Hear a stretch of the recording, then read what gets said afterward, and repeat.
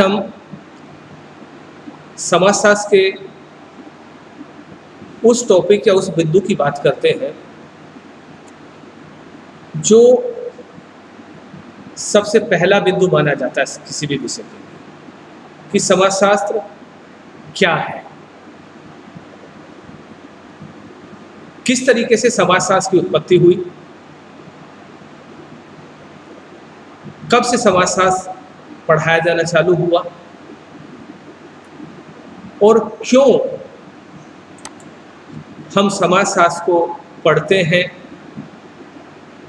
इन सारी बातों पर चर्चा की जाएगी।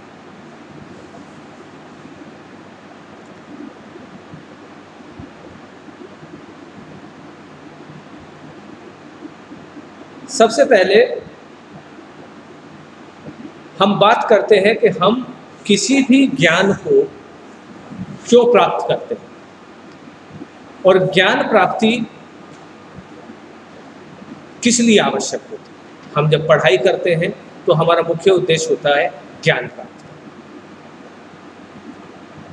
जब हम शिक्षा शास्त्र में जाते हैं और शिक्षा की बात करते हैं तो उस समय बात आती है कि शिक्षा का एक उद्देश्य मानव कल्याण भी है, मनुष्य का कल्याण भी है। क्योंकि जितनी हम जानकारी हासिल करते हैं, जितनी भी हम नॉलेज प्राप्त करते हैं, उससे ह्यूमन वेलफेयर हो, मानव का कल्याण।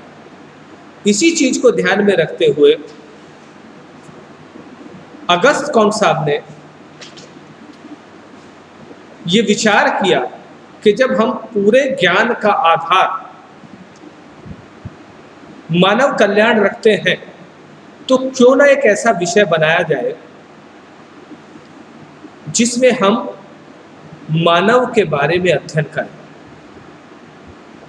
जिसमें हम मानव के व्यवहार का अध्ययन करें, मानव की उन गतिविधियों का अध्ययन करें जिससे उनका व्यवहार प्रभावित होता है। तब 1937 में उन्होंने एक विषय का जन्म किया और उसका नाम रखा सोशल फिजिक्स, सामाजिक भौतिकी। ये शब्द कुछ जमा नहीं, कुछ चला नहीं और नेक्स्ट ईयर 1938 में नया शब्द आया, समाजशास्त्र या सोशियोलॉजी। जब समाजशास्त्र की उत्पत्ति की बात करते हैं तो कई बार कुछ प्रतियोगिता परीक्षाओं में 1937 भी लिखा आता है और 1938 भी लिखा आता है। तो अगर हम समाजशास्त्र की एक विषय के आधार पर बात करें तो आप 1938 ही उसको मान के चलें, क्योंकि 1937 में सामाजिक भौतिकी करके शब्द आया था, सोशल फिजिक्स करके बात आया था। अब आगे चलते हैं कि भाई ये समाजशास्त्र क्या है। अगर हम बात करें शाब्दिक अर्थ की, समाज शास्त्र, सोशियोलॉजी, जिसमें एक का अर्थ है समाज और दूसरे का अर्थ है विज्ञान, यानी कि सामान्य अर्थों में मान के चले तो समाज का विज्ञान। इसी के साथ एक दूसरा मूल प्रश्न हमारे सामने आ जाता है कि समाज का विज्ञान मतलब फिर समाज क्या है। जैसे ही हम विद्यार्थियों से पूछते हैं कि भाई समाज क्या है, तो वो कहते हैं कि समाज का मतलब सब समाज है, सोसाइटी है। भाई सोसाइटी और समाज से आपका क्या मतलब है? तो वो कहते हैं कि साहब जिसमें हम रहते हैं। तब प्रश्न आता है कहाँ रहते हैं? हम घर में रहते हैं तो घर समाज है। हम परिवार में रहते हैं तो क्या परिवार समाज है? हम समुदाय में रहते हैं तो क्या समुदाय समाज है? और हम शहर में, गांव में, देश में, इसमें रहते हैं, तो इनमें से समाज कौन सा है? और फिलहाल तो हम कक्षा में हैं, तो क्या कक्षा समाज है? तो सबसे पहले प्रश्न आता है कि हम समाज किसे कहते हैं?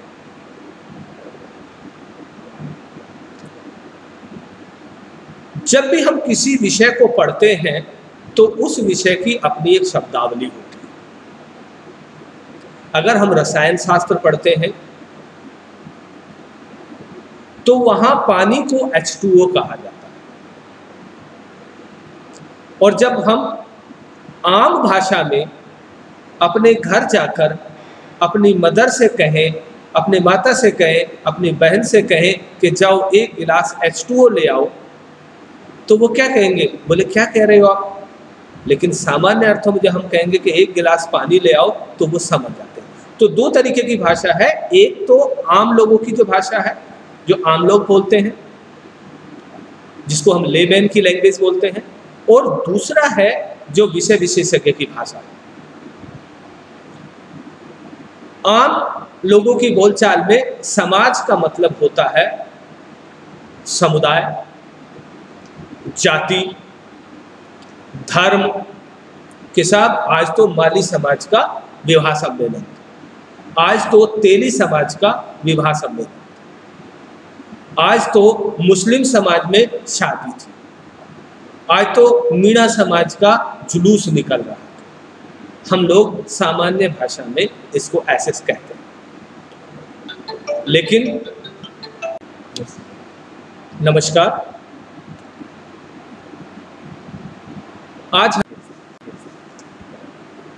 तब हम कहते हैं कि किसी पर्टिकुलर सोसाइटी में या किसी विशिष्ट या विशेष जाति या धर्म में कोई समारोह था, कोई बात थी, उस चीज़ में हम जो है समाज का सामान्य अर्थ लगाते हैं। लेकिन जब हम किसी विषय विशेषज्ञ या समाजशास्त्र की भाषा में समाज को समझने की कोशिश करते हैं तो सबसे पहले हमें मैकाइवर और पेज की बात याद आती है। मैकाइवर और पेज ने अपनी पुस्तक सोसाइटी एंड इंट्रोडक्टरी एनालिसिस में बताया है कि समाज क्या है?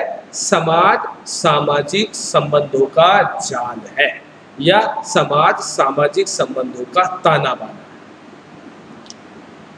अब जैसे ही हम ये बात कक्षा में विद्यार्थियों से करते हैं या आप लोगों से बताते हैं, तो फिर एक प्रश्न जन्म लेता है, और वो क्या होता है कि भाई ये ताना बाना क्या है, किस तरीके से संबंध है।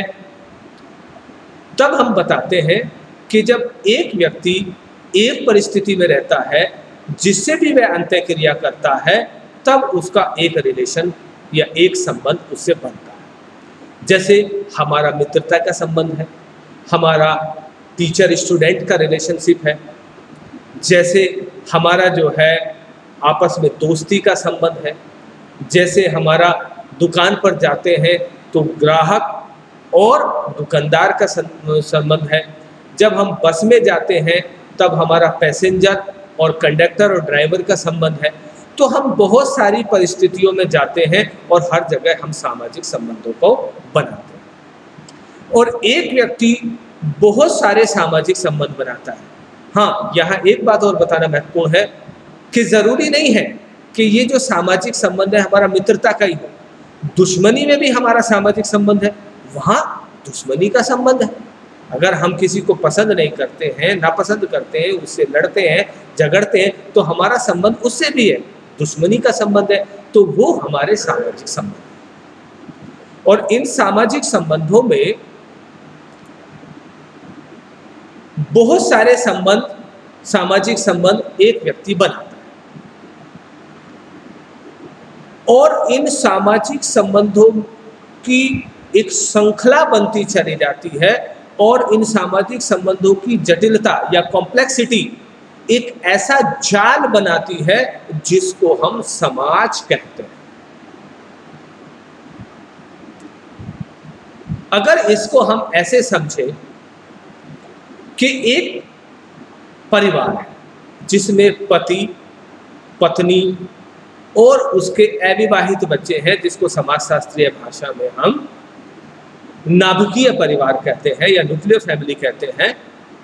सपोज एक व्यक्ति है, उसकी पत्नी है, उसके 4 बच्चे हैं, 2 लड़के हैं और 2 लड़कियां। तो उस परिवार में कुल कितने संबंध हैं? सामान्यतः कहते हैं कि सब 3 संबंध है। पति पत्नी का संबंध है, बेटे का संबंध है, बेटी का संबंध है। यही अगर हम बात करें तो हमें पता चलता है कि इस परिवार में 8 संबंध हैं। 8 संबंध, पति और पत्नी का संबंध, पिता और पुत्र का संबंध, पिता और पुत्री का संबंध, माता और पुत्र का संबंध, माता और पुत्री का संबंध, भाई और बहन का संबंध, भाई और भाई का संबंध और बहन का संबंध। इस तरीके से कुल मिलाकर हमारे इस परिवार में 8 संबंध हो जाते हैं। और इन संबंधों का जाल इस तरीके से है, अगर ये तीसरी पीढ़ी में चले जाते हैं तो ये संबंध बढ़कर बहुत ज्यादा हो जाते हैं। आपकी आशा से ज्यादा ये संबंध हो जाते हैं। तब हम कहते हैं कि किसी पर्टिकुलर सोसाइटी में या किसी विशिष्ट या विशेष जाति या धर्म में कोई समारोह था, कोई बात थी, उस चीज में हम जो है समाज का सामान्य अर्थ लगाते हैं। लेकिन जब हम किसी विषय विशेषज्ञ या समाजशास्त्र की भाषा में समाज को समझने की कोशिश करते हैं तो सबसे पहले हमें मैकाइवर और पेज की बात याद आती है। मैकाइवर और पेज ने अपनी पुस्तक सोसाइटी एंड इंट्रोडक्टरी एनालिसिस में बताया है कि समाज क्या है? समाज सामाजिक संबंधों का जाल है या समाज सामाजिक संबंधों का ताना बाना है। अब जैसे ही हम ये बात कक्षा में विद्यार्थियों से करते हैं या आप लोगों से बताते हैं तो फिर एक प्रश्न जन्म लेता है, और वो क्या होता है कि भाई ये ताना बाना क्या है, किस तरीके से संबंध है। तब हम बताते हैं कि जब एक व्यक्ति एक परिस्थिति में रहता है जिससे भी वह अंतःक्रिया करता है, तब उसका एक रिलेशन या एक संबंध उससे बनता है। जैसे हमारा मित्रता का संबंध है, हमारा टीचर स्टूडेंट का रिलेशनशिप है, जैसे हमारा जो है आपस में दोस्ती का संबंध है, जैसे हमारा दुकान पर जाते हैं तो ग्राहक और दुकानदार का संबंध है, जब हम बस में जाते हैं तब हमारा पैसेंजर और कंडक्टर और ड्राइवर का संबंध है। तो हम बहुत सारी परिस्थितियों में जाते हैं और हर जगह हम सामाजिक संबंधों को बनाते हैं। और एक व्यक्ति बहुत सारे सामाजिक संबंध बनाता है। हाँ, यहाँ एक बात और बताना महत्वपूर्ण है कि जरूरी नहीं है कि ये जो सामाजिक संबंध है हमारा मित्रता का ही हो, दुश्मनी में भी हमारा सामाजिक संबंध है, वहाँ दुश्मनी का संबंध है।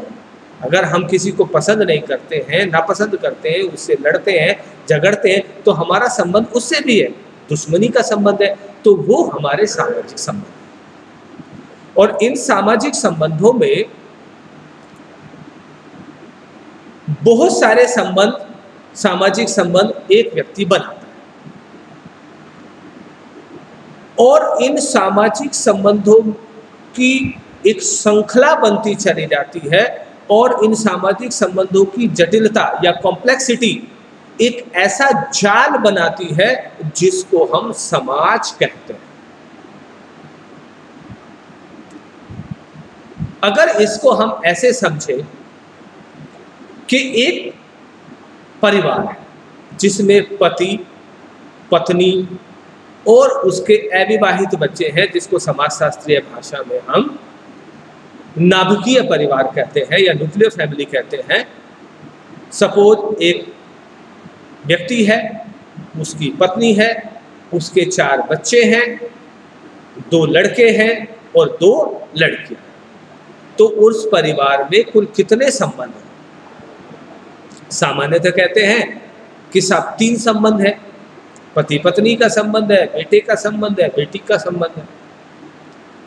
यही अगर हम बात करें तो हमें पता चलता है कि इस परिवार में 8 संबंध, 8 संबंध, पति और पत्नी का संबंध, पिता और पुत्र का संबंध, पिता और पुत्री का संबंध, माता और पुत्र का संबंध, माता और पुत्री का संबंध, भाई और बहन का संबंध, भाई और भाई का संबंध, और बहन और बहन का संबंध। इस तरीके से कुल मिलाकर हमारे इस परिवार में 8 संबंध हो जाते हैं। और इन संबंधों का जाल इस तरीके से है, अगर ये तीसरी पीढ़ी में चले जाते हैं तो ये संबंध बढ़कर बहुत ज्यादा हो जाते हैं। आपकी आशा से ज्यादा ये संबंध हो जाते हैं।